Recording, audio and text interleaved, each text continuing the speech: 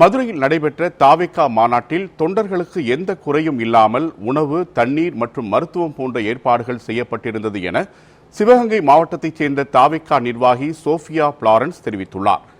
இது தொடர்பாக நியூஸ் 7 தமிழுக்கு பேட்டியளித்த அவர், மாநாடு திடலை குடும்பமாக வந்து மக்கள் கண்டு களித்தது மகிழ்ச்சி அளிக்கிறது என்று தெரிவித்தார். விஜய் மாநாட்டில் அறிவித்த அனைத்து திட்டங்களையும் 2026 ஆட்சி அமைத்து நிறைவேற்றுவார் என்றும் அனைவரும் விஜய்க்கு வாக்களிக்க வேண்டும் என்றும் கேட்டுக்கொண்டார்.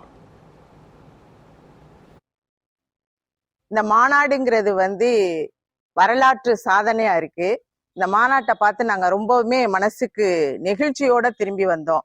ஒரு மாநாடு நடத்துற இடத்துல பாத்தீங்கன்னா எந்த கட்சியால அந்த மாநாடு நடத்தப்படுதோ அந்த கட்சிக்காரவங்களை மட்டும்தான் அந்த மாநாட்டு திடல்ல நம்ம பார்க்க முடியும்.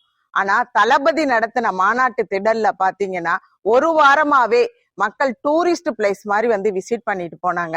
தளபதி அவர்கள் கொடுத்த வாக்குறுதிகளை கண்டிப்பாக நிறைவேற்றுவார் என்பதில் எந்த மாற்று கருத்தும் இல்லை. மாற்று கட்சிகளை போல் கொடுத்த வாக்குறுதிகளை நிறைவேற்றாமல் நம் தளபதி அவர்கள் 2026 அரியணையில் அமர்ந்த பிறகு கொடுத்த வாக்குறுதிகளை கண்டிப்பாக தமிழக மக்களுக்கு நடத்தி கொடுப்பார்.